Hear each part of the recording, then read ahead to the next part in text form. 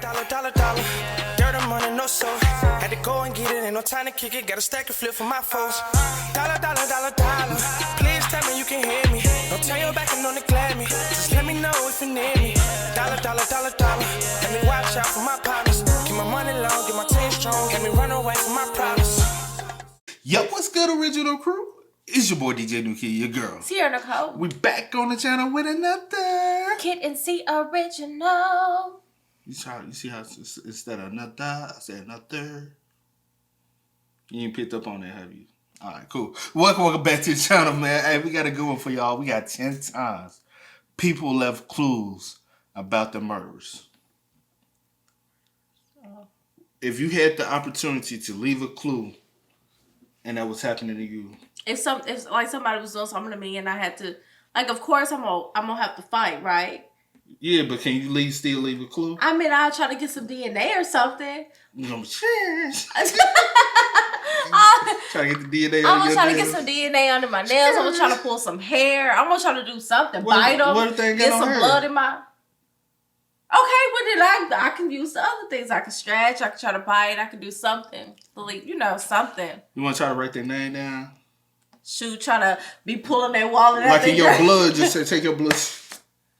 Okay. I'm gonna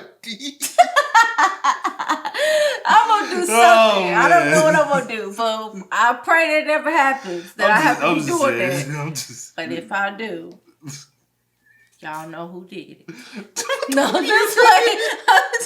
Man, with that being said, make sure y'all check out the links in the description box down below. You already know where to go. If you want a friend and support, check out down below. But again, we got 10 times people left clues about their murders. You ready to get into it? I'm ready. All right, with that being said, let's go ahead and get into it. Let's check it out. Let's see what this is about, y'all. Welcome to Watch Mojo, and today we're counting down our picks for the top 10 times people left clues about their murderers. The message said, "You must be suffering unbelievable pain.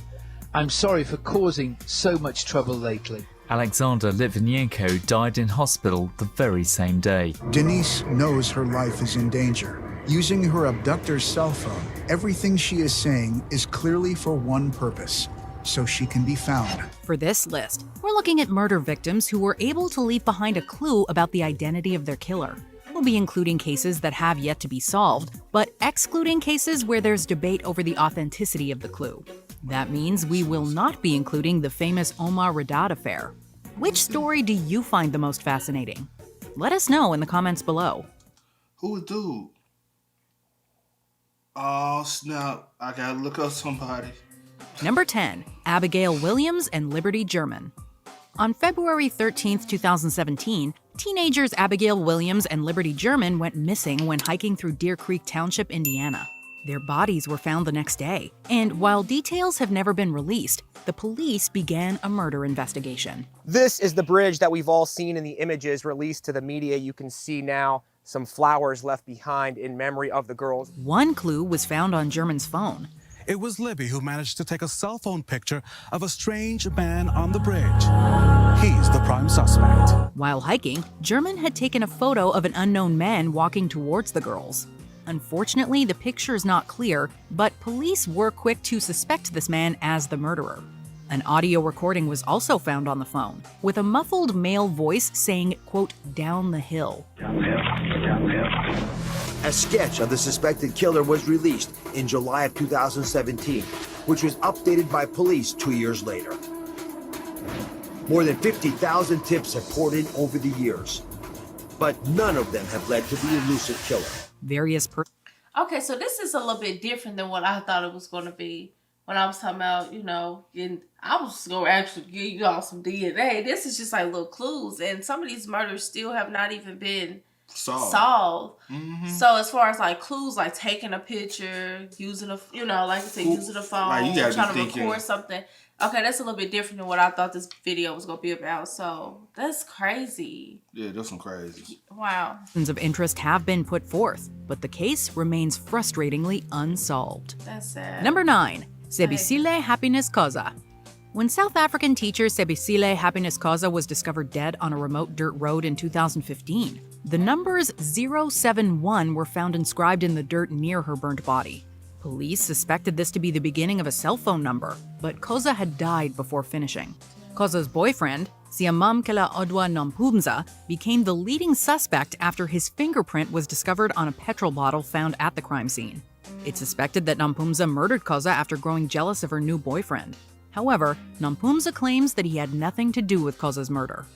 Number 8. Simon. But you in the desert. Right? And your fingerprint.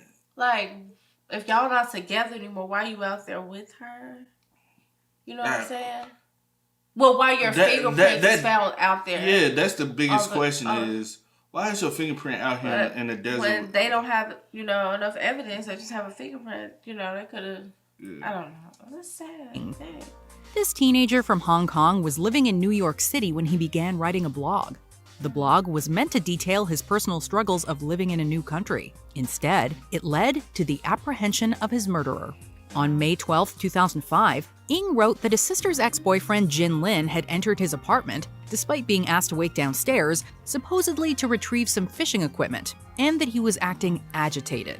Simon and his sister were murdered soon after. Police searched Simon's computer and found the blog, pointing them towards Jin. He was subsequently arrested and sentenced to life in prison. Number 7. Kathleen Weinstein. In 1996, special education teacher Kathleen Weinstein was murdered by a teenage carjacker. Give me the keys! Come on, hurry up! Okay. Get out! Unbeknownst to the teen, Weinstein was capturing the entire ordeal on a hidden tape recorder that she retrieved from a bag and hid in her coat pocket. Following the discovery of her body, authorities listened to the recording, which contained key details like the carjacker's first name and age. The man, 17-year-old Michael Lassane, was later captured driving Weinstein's car, arrested, and sentenced to life in prison. Following a successful appeal in 2007, Lassane was once again found guilty and resentenced to life. The story was widely accepted until Sandra's autopsy was conducted, which revealed that she'd been shot twice. Forensic professionals did the rest, and David was sentenced to life in prison for Sandra's murders and died there in 2018. After the verdict, relief from Sandy Deist's relatives, grief from David's side of the family.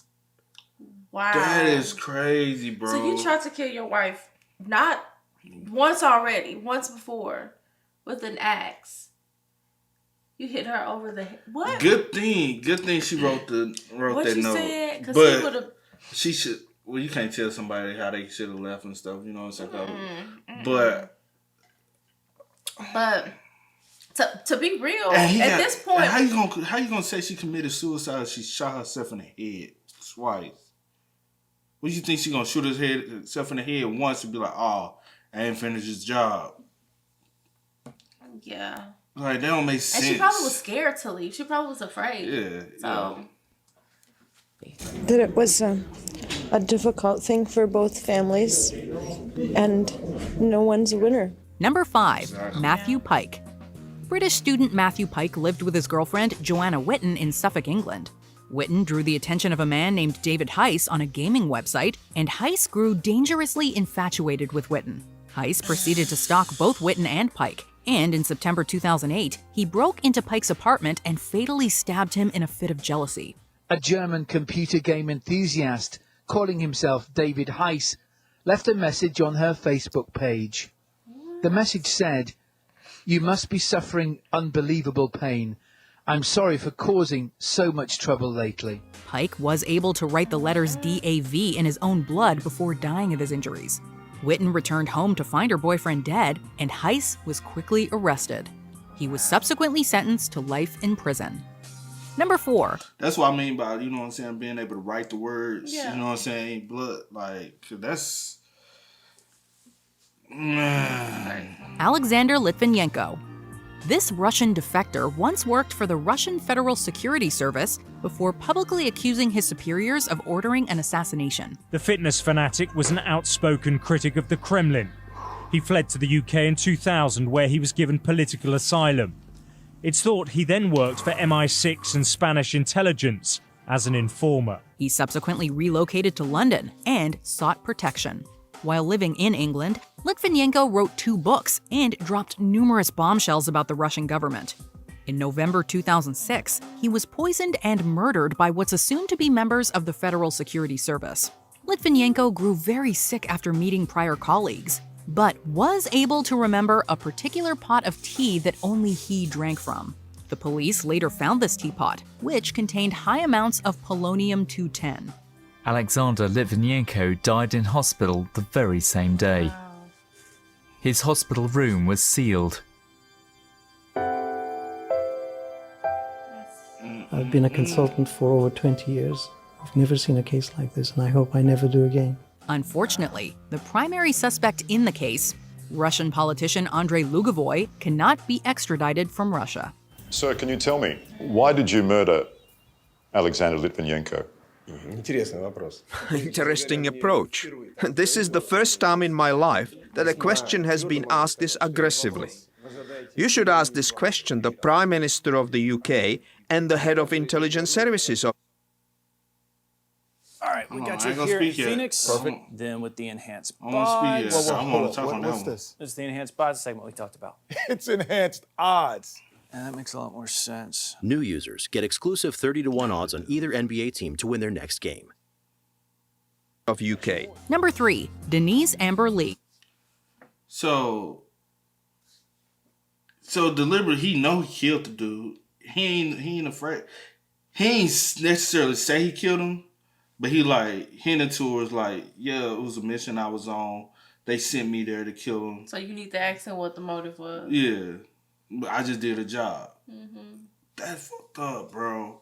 And the fact that he can't just living his life, can't go to jail, can't nothing happen to him. He like, hey, I did my job. I did what I was supposed to do. I'm like, I wonder, do he feel like any remorse? No. The way it didn't seem like it. Nah, he didn't care. It's like I was on a job. I didn't have like any emotional attachment to it. It was just I did a job. That's and I'll crazy. do it again. He gave that vibe. Like I'll do it crazy. again. On January 17, 2008, a man named Michael King abducted Denise Amber Lee from her own home. King took Lee to his house and assaulted her before taking her to his cousin's house. At 6:14 p.m., the Sarasota County Sheriff's Office received a bizarre 911 call from a cell phone from someone claiming to be Denise Lee, the missing person herself. How could that be? Lee managed to grab King's cell phone and called 911. The call lasted approximately 6 minutes and saw a panicked Denise providing various pieces of information to the authorities. Using her abductor's cell phone, everything she is saying is clearly for one purpose, so she can be found. Unfortunately, they were unable to save Lee, and she was murdered by King shortly after the call. The whole ordeal lasted 7 hours, with Lee being kidnapped around 2 p.m. and King being arrested at 9:15 that night. Lee's 911 call aided the prosecution, and King was sentenced to death. Her father, Rick Goff, had one last message for Michael King. I just want to tell Michael King you're a coward. You got what you deserve coming, and Denise was a lot better person than you, and she's going to put you in the place where you belong, which I believe is hell. That's where you're going to be. Number 2. He showed no remorse on his face at all. He just sat there like... Yeah, he did just sit there like, yeah, I did it. That's so crazy. Nadine Haig. The death of 33-year-old mother Nadine Haig in 2009 was made to look like she took her own life. The police bought it, but her family insisted there had been foul play. Investigating themselves, they found the words, quote, "he did it," on a note underneath her supposed note. These same words were later spotted etched into a bathroom tile. The family believes that the he in question is Nestore Guizan, the father of Haig's young daughter.